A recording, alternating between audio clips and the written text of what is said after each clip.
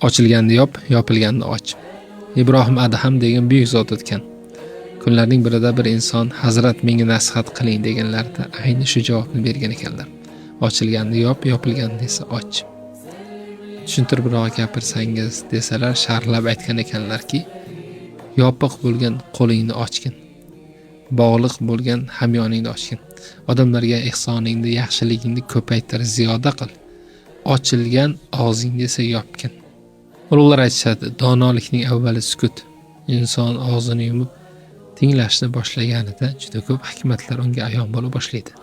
Hozir yo'lda kelayotganimizda bir yigit so'rab qoldi. Ustoz, yaqingacha juda ham katta pul topardim va bu narsa mendan birdan ketdi. Shu holatga tushib qolishimga nima sababchi deb o'ylaysiz? Men savolni o'zingizdan qidiring. Yo xulqingizda biror bir o'zgarish yoki ehsoningizda biror bir o'zgarish bo'lgan bo'lsa kerak desam, menimcha javobni topgandek bo'ldim.